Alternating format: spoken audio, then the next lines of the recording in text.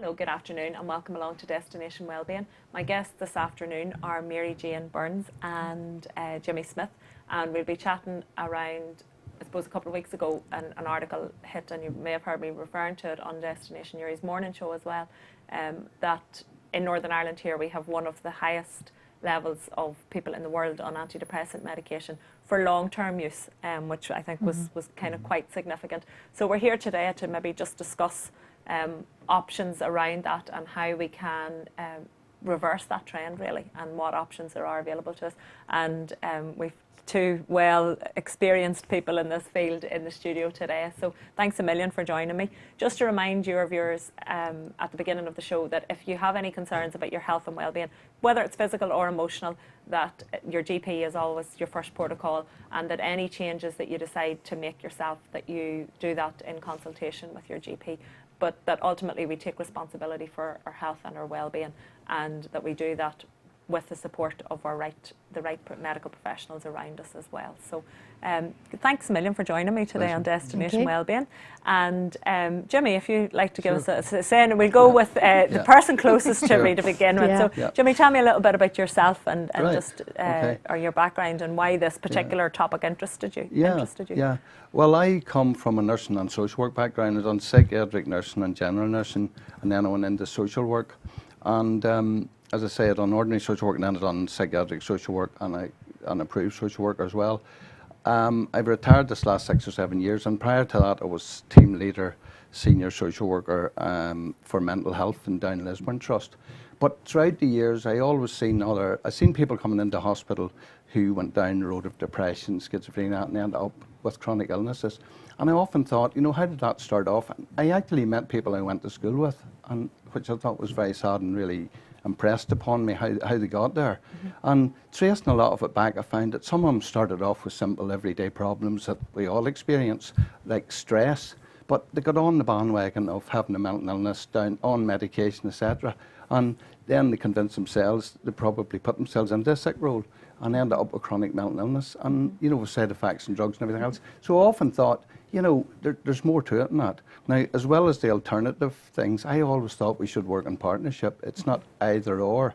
And, we should make ourselves more aware to GPs, and GPs should look at our services and try and share the load, because both work and both can be successful rather than go down one particular road. Yeah, it's complementary therapies really. It's that we can have two approaches there, can't we? And I think that's interesting that very often for a lot of people, and anybody that I've maybe spoken to, and I've spoken to quite a few people down through the years who may be suffering with mental illness, that there's different categories. There are people who are different profiles maybe. I find that there may be people that it is a number of different things mount up, and that it's not any one thing in particular. It's, as you talked about, it reminded me of the snowball effect, that one thing, it might be work stress, then maybe there might be a grief, then there might be half a dozen things come together at a period in your life, and suddenly the load, it's the straw that breaks the camel's back, the load gets too much.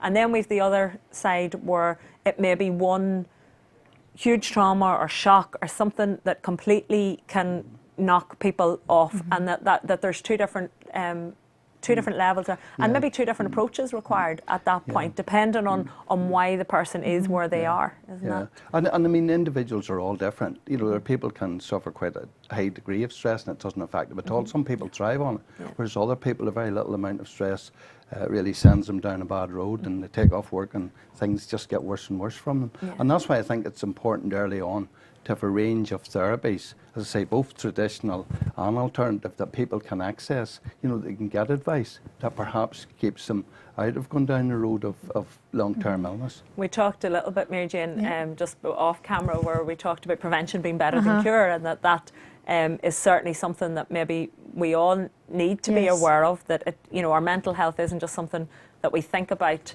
when it's bad. We need to be thinking about, we don't eat when we're hungry, sometimes we do, but we don't always just eat when we're hungry, but we eat to prevent hunger, and that having an approach in terms of a proactive approach to our mental well-being. I think in our society sometimes we kind of view the mental health and the physical as separate. And my background, I was originally a chef for a number of years, and my background with that and my road to how I became to do the complementary therapy was I was becoming sick myself.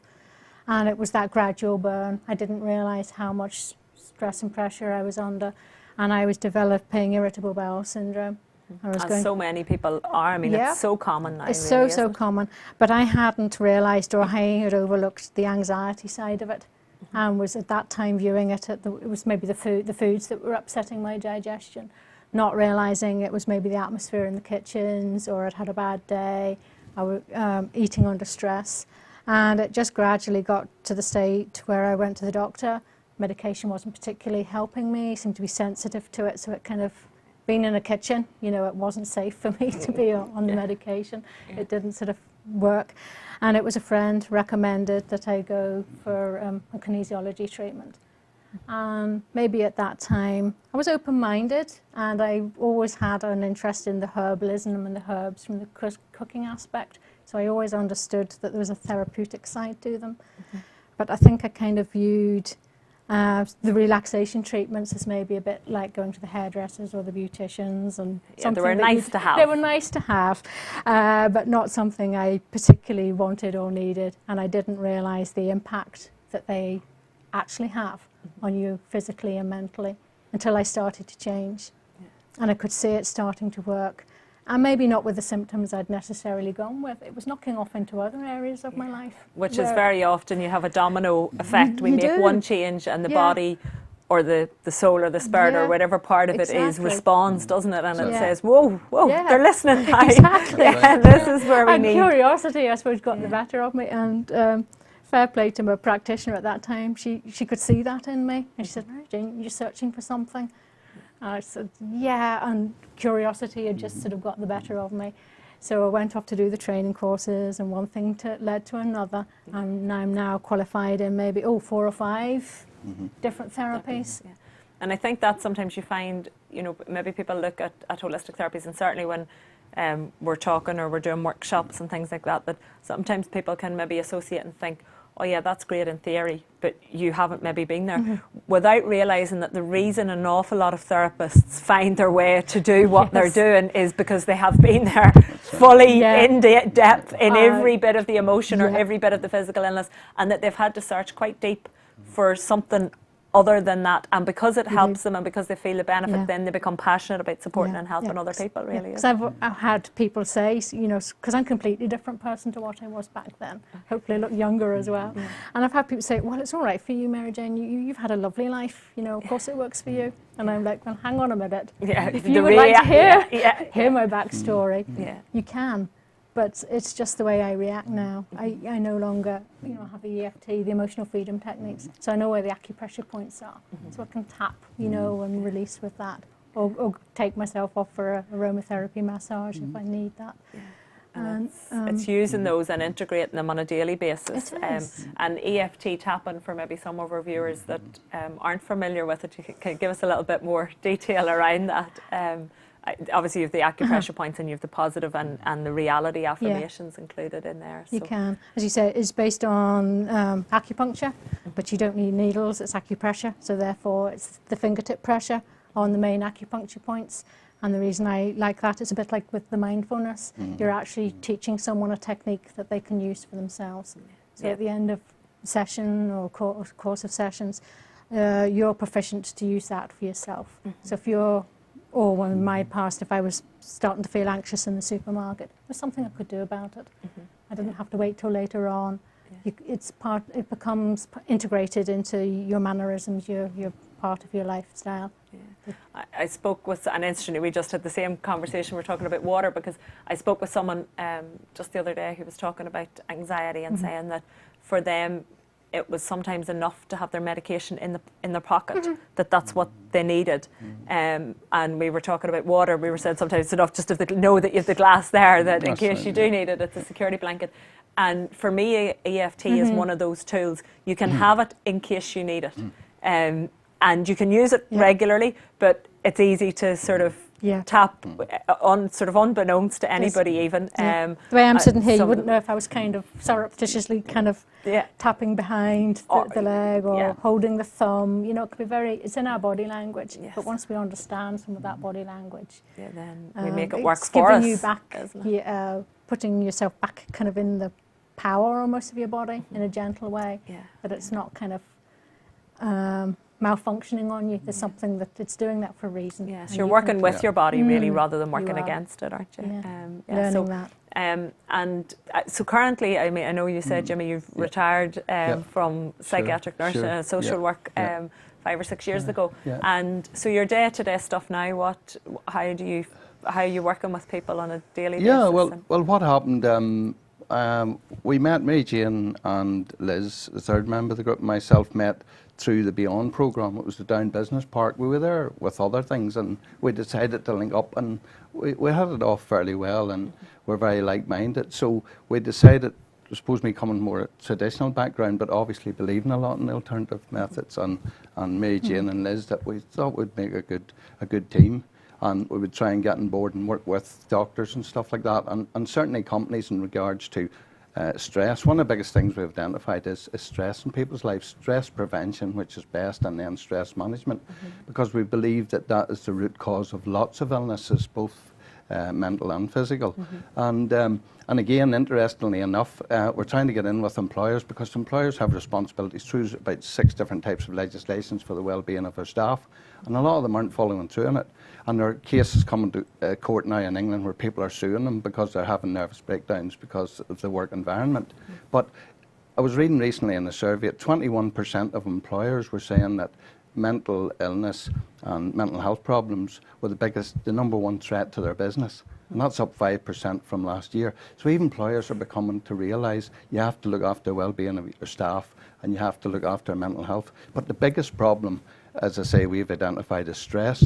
And I think that's how a lot of people are getting on to antidepressants. They're going to their GP, and obviously they've let the stress run till it's become quite severe, and it can mask as depression. So a lot of them are coming out, whereas other therapies would be so effective and so successful if the person early on, by their own means or by their employer, if they got therapists on board, it would just make a huge difference. Yeah. I think that it's one that I would particularly identify with in the cases of postnatal depression, because I think a big part of that is stress brought on by a new baby, change in sleeping patterns, and that sometimes maybe all women need is for someone to actually just say, you know what, this is actually not really depression. It may be presenting as depression, but actually it's lack of sleep. It's normal. It's no, and how would you be without a baby? How would you be if you hadn't slept correctly for 6 weeks or 8 weeks or 3 months or whatever period of time it is? If your sleeping pattern had been really disturbed, you would be anxious, you'd be exhausted, you would be crying, you would be at your wit's end, you would be all of those things, because sleep deprivation is used as a form of torture for a reason, because it really does get in. And I've spoken with some girls who I've said, maybe it's just, part of it is lack of sleep. I'm not saying all of it, but maybe part of it is there's hormonal and there's everything. But maybe some of it. And when we've had that conversation, I've had mummies contact me the next day and say, you know what, Joanne, the weight that lifted off by just being able to see that maybe it was lack of sleep, that actually I wasn't a bad mummy, and actually I wasn't, I didn't love my baby, or actually I wasn't different than anybody else, that all I was suffering from was lack of sleep. And in that instant, they feel better. They do. It's that knowledgeable support. Yeah, and then, whereas in some cases, and I think thankfully we're quite lucky here that, certainly in the neuro area, that a lot of our doctors are very proactive, and they do explore alternatives. And by alternatives, I probably mean alternatives to medication, and that there are other options presented, but that sometimes just being aware that it may be, it could be this, or, that it's normal to feel changes of emotion as well, I think. Would you find, Jimmy, that in recent times that maybe because we're in a society where, we press a button and the lights come on and everything's very instantaneous, and that throughout the year things really, we could be pretty much wearing the same clothes and eating the same food 365 days a year. We're not seasonal, and we're not adjusting in such a way that could maybe not allow us a connection with the fact that emotions change. and we don't allow ourselves to feel those emotions. I think society has changed from the point of view. It's not as community oriented, family oriented. People are more individuals, and they're caught up now with their iPhones and their iPads, and even people going out together, you can see them out for meals and they're both messaging different people and stuff like that, and I've known people messaging each other from the same room, and it's just there's that sort of attachment, and it's difficult to get the support around you need. The other thing too, I was going to mention about the mindfulness program we do. Basically, Harvard University found that most people spend about an average 47% of the day living in the past, thinking about things that happened yesterday and all the rest. They're not in the present, they're not focused on themselves now. They're looking at things that happened, that are gone, their history, they cannot change, or they're thinking about the future. So their whole thinking, sometimes, if you refocus someone and bring them into the present and make them more aware of their body and their feelings and that can make a big difference. And recent research by Professor Mark Williams in England showed that mindfulness program, an 8-week program, can be as effective as antidepressants in preventing relapse among people with serious depression, severe depression. So it means, so there are other things there, and I think people need to open their minds. And of course, a lot of people need medication and they need antidepressants, so no one would deny that. But a lot of people are on antidepressants who haven't depression initially. And to be honest, if you go to a GP and you're stressed out and you come out with antidepressants, the first thing rings in your head, you go home and they say, how'd you get on? I'm depressed. They were going with stress, and they take it, and some of them then get repeat prescriptions, and they go on to work, and then work stand back because they think, oh, they have depression, don't push them too hard, it's not just stress. And they can get into a sick role, and maybe they come out of the GPs with prescription and a sick line, maybe off 3 months, I don't, and they can sort of talk themselves into believing they're mentally ill. And there might be an aspect of it, but other alternative therapies can make such a difference and give them a good assessment early on.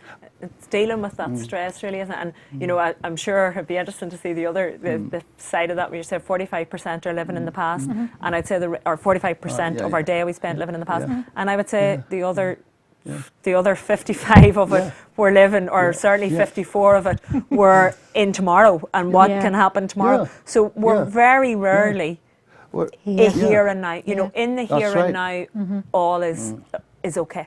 For not for everybody, but in that moment, I'm breathing, I'm here, and this is okay. That's right. Well, I mean, you're saying people are worrying about tomorrow, about paying bills and what they're going to do, and they're going, and as I say, they're not focused, they're not living in the present, they're not really living. And how many of us go about an automatic pilot? Like, you could drive from here to Belfast and you get there and you can't remember anything along the way. You eat a chocolate bar, you end up with a wrapper, and you think, I don't remember tasting it, I don't remember. Things like that. We're just an automatic pilot. We're in conversations, we're talking to people, and we're and at the end of it, you don't remember very much about it. So we're not living in the present, and it's the only thing that is important. It's the only thing that can make a difference. What happened yesterday's gone. It's a concept. Tomorrow's much the same. So I think people to become more aware, to change their thinking, to relax. And of course, into that, you can introduce mindfulness meditations that are amazingly effective in relaxing people, giving them time to themselves. We give time to other people, we give time if there's something wrong with our car, but just to take some time out, to be on our own, and to benefit from that, I think would make such a huge difference to people. For everybody, for all of our, and then we've got the other, I suppose, the other elements of exercise and diet that are all very key as well, and making sure that we're getting getting the right fuel into the body to allow it to be supported. And that we're exercising, because again, lifestyles have changed, that we're much more sedentary for most of the time than we ever were. And in terms of, I know you mentioned the EFT then, Mary Jane, and there are a few other therapies that you work with as well then that can be beneficial. But just to follow up what you were both saying there about people living in the past as well, what we don't always realise is we're hormonally reacting or chemically reacting in the body, so that's real. So if we're dwelling on a stress and a trauma, we can make ourselves feel anxious about it, and that's reinforcing it as well. So that's where the EFT and things like that's useful for dissolving that, because it was they did a lot of research on the Vietnam veterans in the States for that. But yes, I would also do a raindrop technique, which is using lovely organic oils on the body. So I find sometimes different the reason I tried in so many therapies, people say, why didn't you stop at one? And I find different conditions maybe respond more rapidly to one approach than another. And different individuals. And different individuals. Personality comes into it. Your mood comes into it. Maybe one day you're not in the mood for kind of doing the mindfulness or the tapping. You just want to lie down and have the and you nice want somebody to massage treat you. And yes, with the cozy quilt and the heat and the oils and just a real kind of chill out. And the clients seem to like that. It makes a wonderful gift, but also if there's been a bereavement, that they start phoning up and say, Mary Jane, you just put me together with those the raindrop technique, please. Whereas things like the kinesiology or the dissolve and resolve emotions, there's a wee bit more, not investigation, but the client's more maybe involved in they need to work as well, whereas sometimes you just want to be treated. Yes, exactly. Which the work involved in it is good, because it's the person you're taking responsibility, or you're having the aha moments about yourself or the condition or how it arose, which is also very important as well.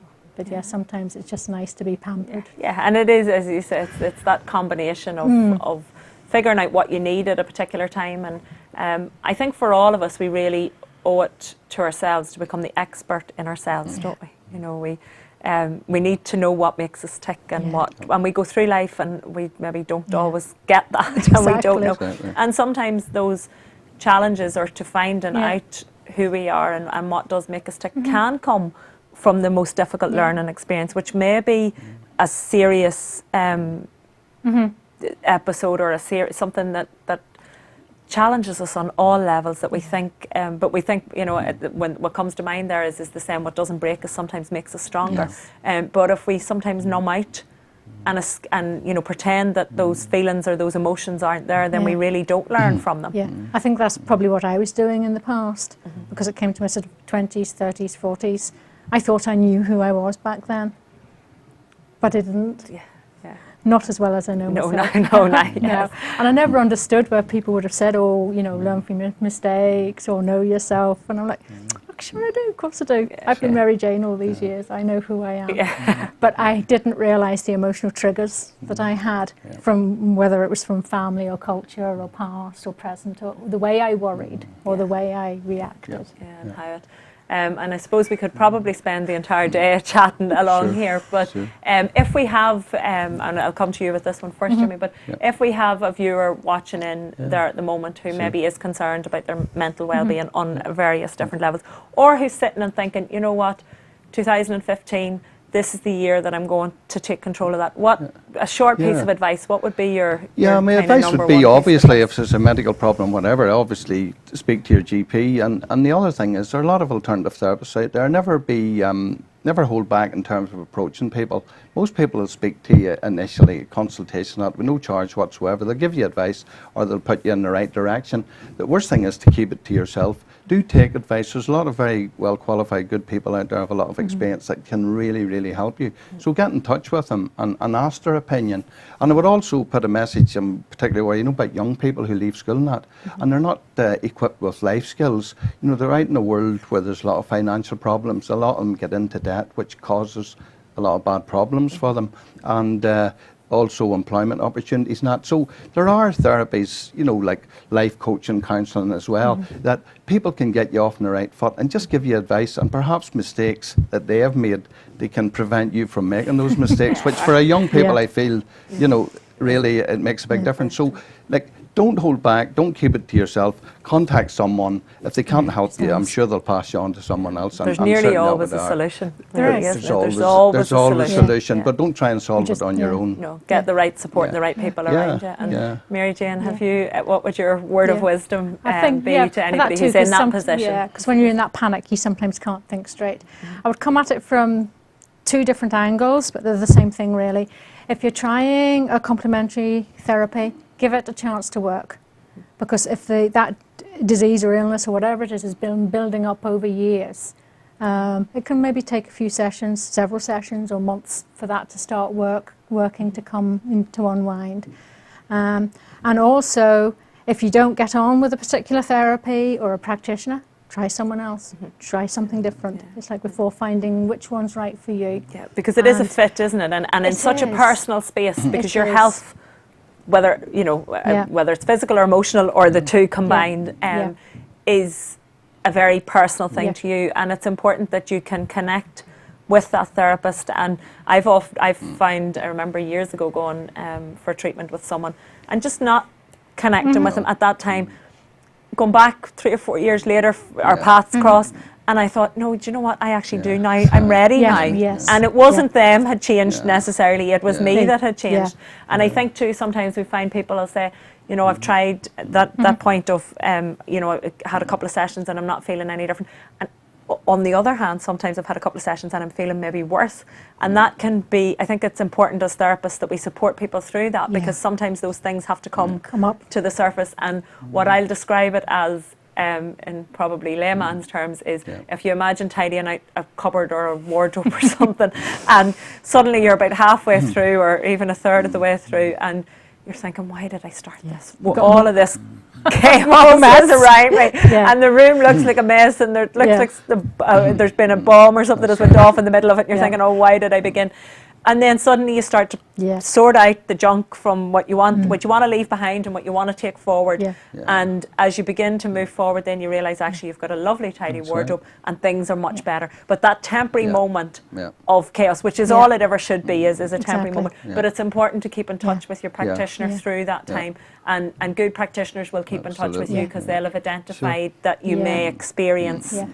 And we don't this always particular remember thing. or notice our own improvements. You know, it's like the consultation sheet. There's one lady, you know, I went back, maybe 3 or 4 sessions, and I went back to the beginning. And like, how's your shoulder? She was like, what shoulder? It's fine. I said, well, that was actually your major concern when you came here. Just because other things have surfaced since then and changed since then. It's just, The other thing, you know? the other thing just to mention is to say to people with their physical health or mental health, don't wait Same till it becomes a real problem. Do something about it early on. Even if you think there's a problem, you suspect there's a problem, take advice. Don't be feeling you have to be a lot worse to approach people, because things can deteriorate. It's just physically. If you leave it too long, it's more difficult to get the proper help and the proper treatment. So, you know, approach people early on, ask questions, ask their advice, and that's, I think, the best way to have that mindset. Brilliant, Thank you, and thank you so much for joining me today. As I say, I think this conversation could have went on for a lot longer than what we have today, but thank you also to our viewers watching in, and Mary Jane and Jimmy's details are available on the website there, and as you're watching in, they'll be on the bottom of the screen. But it's the Health and Wellbeing Company.org. Yes. Am I right? Yes. I always check, make sure I've got the last piece. And we'll be back next week, which will be our last show before Christmas. And then we'll be back in the new year. So thank you very much to our viewers, and wishing you both a lovely, peaceful and happy Christmas and New Year. Very happy Christmas to you Thank and your you. viewers. Thank you for having us here You're today. very welcome.